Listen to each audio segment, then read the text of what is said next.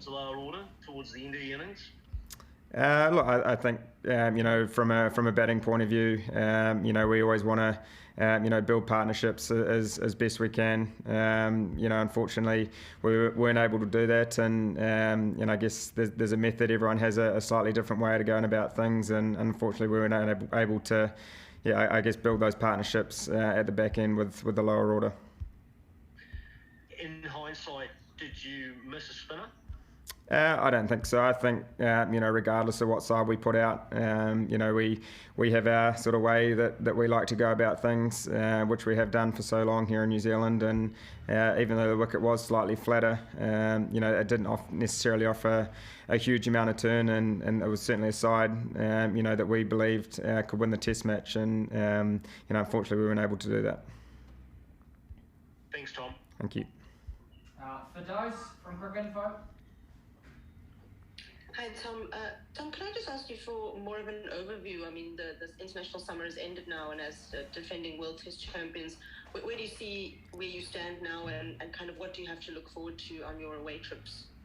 I think, as a whole, from a summer coming, having 4 Test matches here in New Zealand, you obviously, set out with the goal of winning them all, and unfortunately we weren't able to do that. I think, we were able to play some really good cricket in between, and obviously there were a couple of games where we didn't quite play our best. So unfortunately that's the way it is, and obviously we've got 3 Test matches in England as our next time.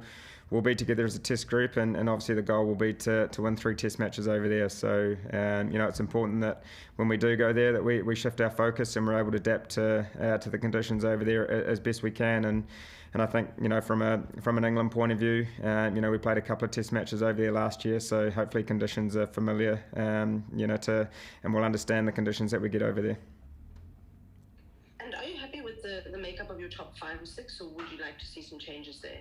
No, certainly happy with with the side that we have. We have full belief in the side that we have and the 11 that we put out there. And I think from a batting point of view, sometimes here in New Zealand, on surfaces that we play on, that sometimes it's not easy and sometimes it's not your day. And I think we've showed over long periods of time that we can be successful on these wickets, and the guys that we have showed success. So obviously we have a couple of guys missing, which will come back in the squad, I'm sure, and it's important that we reassess heading to the next series. And Brendan to finish. Brendan, are you there? Or Nathan, if you want to jump in. Oh, sorry, I was muted. Sorry, Holly. We'll go. Hey, Tom, I was just going to ask, on the World Test Championship, how much of a setback do you feel it is dropping 2 of the tests at home this summer to your chances of defending the Mace? I mean, do you feel that you guys can come back from that? 100% we do. As I said, you obviously set out with the ambitions of winning every Test match you play, especially at home. And but for us, it's, I guess, when we head to England in a few months' time, it's obviously important that we shift our focus to that and try our best to win that series over there and get as many points as we can. So I think from whatever Test match it is, whether it be the first one of the new cycle or the last one, you always head out with the ambition of winning the Test match. So for us, we'll solely be focused on the next Test match and get as many points as we can. What was the most disappointing aspect of the team's performance on this test for you? Given how well you guys played in the last test and how convincing it was, what sort of frustrated you the most? Yeah, look, I think there were times throughout the test match where the momentum shifted, from team to team, and I thought we were able to stick with South Africa for long periods of time for the test match, but obviously they managed to get their heads in front yesterday by building some partnerships with the lower order. And I think just from a batting point of view, something that we did really well in the first innings was we're able to build partnerships from the top and throughout the innings. But I think this test match, unfortunately, we weren't able to do that, and our blueprint's about trying to put a big first innings score on the board, and if we're able to do that, then things might have looked slightly different, and South Africa might have to play slightly differently. So unfortunately we weren't able to build those partnerships throughout the innings for the first and second innings. When do you sort of feel the game sort of slipped away from you? Was it yesterday morning that partnership there by Kyle and Mulder sort of, I guess, when you guys desperately need some early wickets? Yeah, I think they were 200 ahead.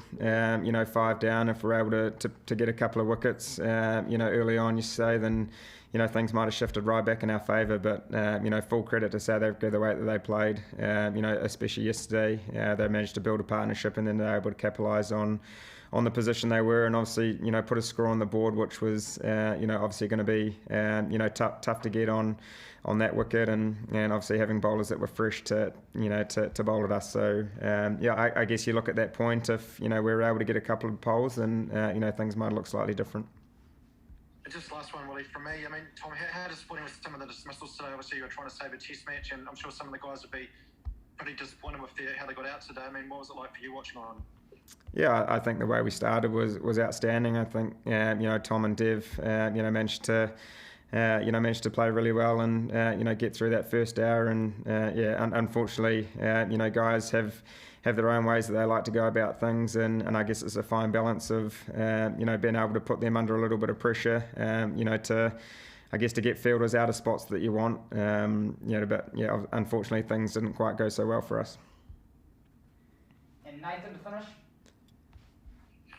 Tom, just touching on Brendan's questions, with the big talk to chase, what was the mindset in the morning of day 5? Was it to go for the victory or settle for the draw? I think for us it was about just trying to occupy the crease as best we could. I think it was really important that we were able to build partnerships at the top, which I think Tom and Devon did really well, and I guess those conversations of winning a test match would have happened later on in the test if we were in the position to do that. But unfortunately we weren't able to build those partnerships, and obviously we weren't in a position to win the test match. So unfortunately it was disappointing to be on the wrong side of it. All right, thanks very much everyone. Recording stopped.